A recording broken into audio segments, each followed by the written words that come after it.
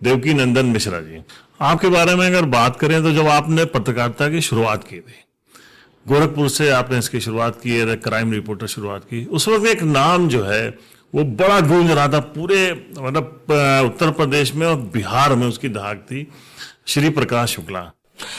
देखिए, पहली बात तो ये है कि जिसका नाम आपने लिया श्री प्रकाश शुक्ला, वो गोरखपुर का ही था। और श्री प्रकाश शुक्ला जैसे अपराधी अब नहीं रहे। श्री प्रकाश शुक्ला बहुत डेयरिंग क्रिमिनल था। वो किसी से डरता नहीं था, इवन कि पुलिस से भी नहीं डरता था। वो अगर रास्ते में जा रहा है और पुलिस का नाका लगा हुआ तो कभी वो डरा नहीं, वो पुलिस से भिड़ा। और मैं आपको बताऊं कि श्री प्रकाश शुक्ला मुझे अक्सर फोन करते रहते थे। जब भी कोई बड़ी घटना होती थी वो मुझे जरूर फोन करते थे। और उस समय मोबाइल का दौर नहीं था, तो ऑफिस में 11 बजे मीटिंग होती थी, तो कई बार वो 11 बजे करते थे और कई बार दोपहर में भी करते थे। नहीं बात हो पाती थी तो शाम को 4 बजे के आसपास करते थे, बात होती थी। मैंने देखा कि श्री प्रकाश शुक्ला घटना करने के 1 घंटे के भीतर कोई अपराधी एक पत्रकार को फोन करे, वो उस तरह का अपराधी था। वो 98 में शायद एक घटना, 98-97 की बात है, एक घटना होती है लखनऊ में, शाही ना, उपेंद्र विक्रम शाही का मर्डर तो अकेला मर्डर था।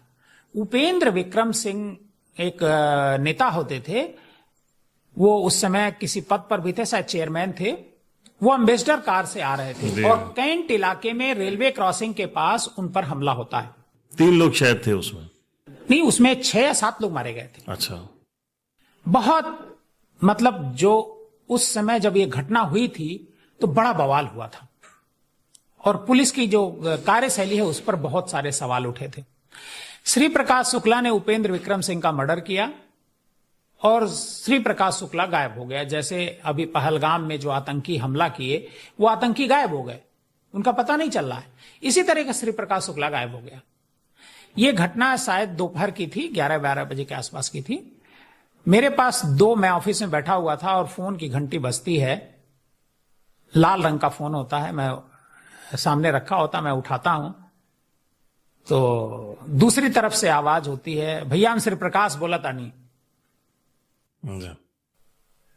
अरे मैं चौंक गया, मैंने, क्योंकि उस समय खबर आ चुकी थी कि उपेंद्र विक्रम सिंह का मर्डर हुआ और श्री प्रकाश शुक्ला का इसमें नाम आया। तो पहले तो मुझे लगा कि ये लगता है कोई गलत आदमी बोल रहा है, लेकिन आवाज में पहचानता था।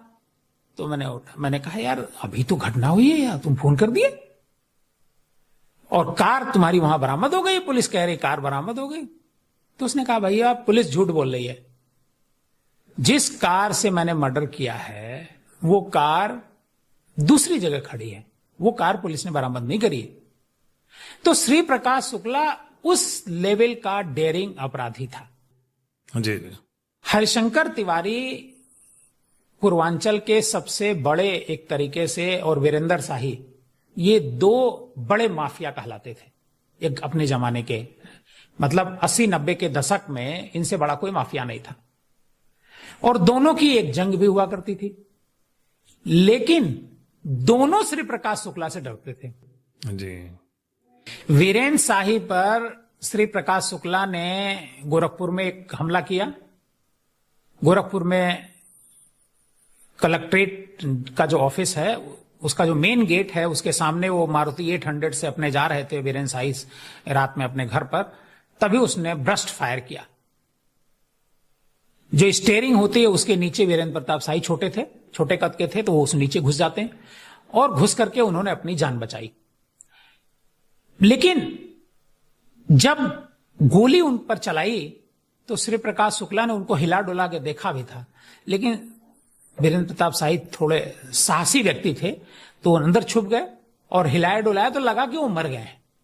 श्री प्रकाश चले गए और वीरेंद्र शाही निकल करके आए। वीरेंद्र शाही बच गए उस घटना में, लेकिन वीरेंद्र प्रताप शाही को लखनऊ में कुछ ही दिन बाद उसने गोली मार दी।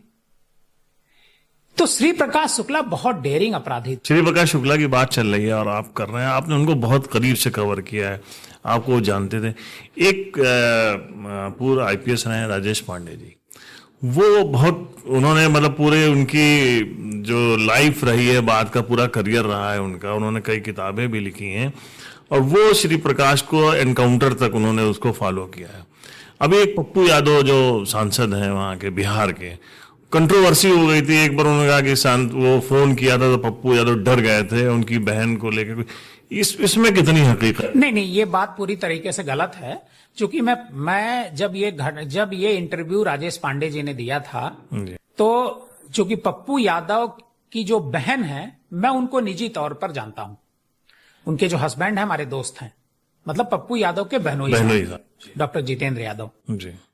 तो जिस दिन ये इंटरव्यू प्रसारित होता है उसी दिन पप्पू यादव को भी ये बात पता चलती है। तो पप्पू यादव ने इस पे बड़ी नाराजगी व्यक्त की थी और ऐसा कहा जाता, जो कहानी राजेश पांडे जी ने बताई थी वो ये बताई थी, क्योंकि राजेश पांडे जी वहां मौजूद तो थे नहीं।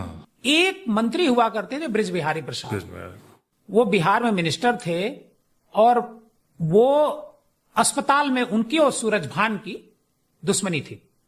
सूरजभान के कहने पर ब्रिज बिहारी प्रसाद का मर्डर उसने श्री प्रकाश शुक्ला ने किया था, लेकिन वो मेडिकल कॉलेज में, पटना मेडिकल कॉलेज में भर्ती थे। अब जब वो भर्ती थे तो वहां भारी सिक्योरिटी उनके साथ थी, चूंकि मिनिस्टर थे वो। तो श्री प्रकाश शुक्ला के लिए वहां घुसना, वहां उसको मारना बड़ा आसान नहीं था। श्री प्रकाश शुक्ला वहां पर जो है वो एक मरीज के तौर पर भर्ती होता है और भर्ती होने के बाद उन्हीं के वार्ड के बगल में भर्ती होता है और भर्ती होने के बाद उनको वहीं पर, ऐसा कहा जाता है, राजेश पांडे जी ने कहा कि वहां उनकी बहन डॉक्टर जो है ट्रेनिंग कर रही थी, एमबीबीएस डॉक्टर है बेसिकली, और वहां पर यह घटना होती है और वहां पर वो धमकाता है।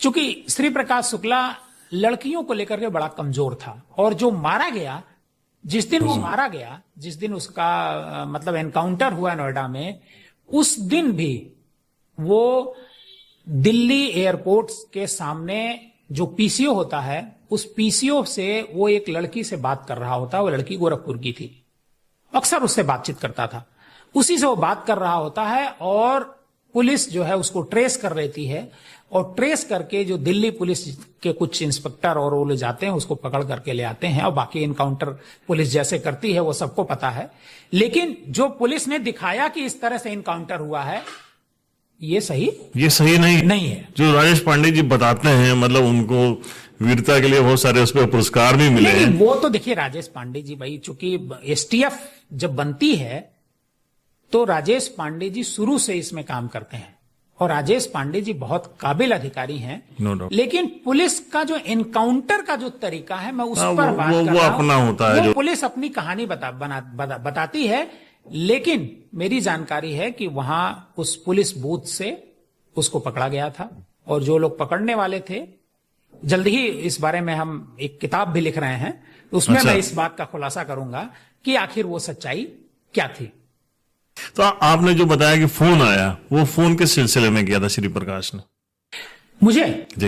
मुझे फोन किया ये घटना बताने के लिए कि मैंने उपेंद्र विक्रम सिंह को मार दिया। वो अक्सर ही फोन करता रहता था, जब भी कोई बड़ी घटना करता था वो फोन जरूर करता था। और मैं ही नहीं, कई पत्रकारों को, लखनऊ के भी एक आध दो पत्रकारों को फोन करता था, बिहार के भी पत्रकार थे। तो मुझे विवेक लाधानी लखनऊ के हैं जिनका किडनैपिंग हुई थी, उसमें उनके, जब विवेक लाधानी के किडनैपिंग होती है और जिस दिन विवेक लाधानी को अगला छोड़ता है, मतलब सुबह सुबह छोड़ देता है उनको रैंसम लेने के बाद, उस दिन भी मुझे फोन किया। उस दिन मेरे को घर फोन किया, घर वाले नंबर पे फोन किया, क्योंकि सुबह सुबह का टाइम था। मेरे पिताजी ने फोन उठाया, मैं उस समय सो रहा था, तो पिताजी ने फोन उठाया। पिताजी ने पूछा कि वो कौन, तो उन्होंने कहा कि हम श्री प्रकाश बोलता नहीं, जो उनका अंदाज था ऐसे बोलते थे श्री प्रकाश शुक्ला कि हम श्री प्रकाश बोलता नहीं, बाबूजी प्रणाम, और भैया जगेंगे तो बता दीजिएगा। तो उन्होंने मुझे बताया कि जब मैं जगा कि अरे कोई श्री प्रकाश का फोन आया, लाल हमारे पिताजी ने बताया। तो मैंने कहा अरे कोई श्री प्रकाश नहीं, श्री प्रकाश शुक्ला का फोन था। तो पिताजी हमारे बड़ा नाराज हुए मुझ पर कि उससे संपर्क क्यों। बोले तुम नौकरी छोड़ दो, ये सब काम छोड़ दो, अपराधियों से संपर्क मत रखो। हरे हमने कहा मैं थोड़े संपर्क रख रहा हूं भाई, मैं क्राइम रिपोर्टर हूं, मुझसे अपराधी संपर्क कर, मैं तो फोन करता नहीं हूं। और श्री प्रकाश की आदत थी कि पत्रकारों हाँ, को वो बताना, फोन इतना करने से पहले भी करता था ना वो, नहीं, घटना करने के करने के बाद बाद करता था। कभी घटना के बारे में वो बताता नहीं था कि अच्छा। मतलब मैं घटना करने जा रहा हूं। ये नहीं, ये बात गलत ये है। जो लोग बताते हैं वो गलत नहीं, बात ये है। टोटल गलत है। एक यूके बंसल होते थे गोरखपुर में आईजी, जी। क्योंकि मेरे फोन पे लगातार फोन आते रहते थे, तो वो आईजी थे, उन्होंने फोन किया मुझको एक दिन कि मिश्रा जी आपकी श्री प्रकाश से बहुत बातचीत हो रही है। भाई मैं, चूंकि उसका बड़ा आतंक था, इतना टेरर था, तो मैंने कहा भाई मैं क्या करूं, फोन कर रहा है, मैं उठाता हूं। जी। तो मेरी इस पे जांच भी हुई थी अच्छा अच्छा। कि आप श्री प्रकाश से तो अपनी खबरों में आप ये चीज लिखते थे हाँ, कि? बिल्कुल लिखते थे। एक बार तो उसने गोरखपुर में एक मर्डर किया जी। और पिस्तौल लेकर के चला गया, मतलब जो पिस्तौल भी उनसे छीनी, तो पिस्तौल लेकर के चला गया। तो उसने मुझे पिस्तौल का नंबर, पिस्तौल पे एक नंबर होता है, वो नोट करा दिया। तो मैं जब अगले दिन खबर लिखा, उसमें अपने पिस्तौल का नंबर भी लिख दिया कि ये पिस्तौल का नंबर ही, ठीक है। जैसे अभी जो खबरें चलती हैं, भाई कोई खबर आती है तुरंत इंस्टेंट चल जाती है, लेकिन पहले के जमाने में तो ऐसा होता नहीं था, इंस्टेंट कोई खबर चलती नहीं थी, अगले दिन ही छपेगा। मैंने पिस्तौल का नंबर लिख दिया। उसी के बाद यूके बंसल जी का मेरे पास फोन आया और यूके बंसल जी ने कहा मिश्रा जी आपकी बहुत बातचीत होती है, हर चीज आपको बताता है वो।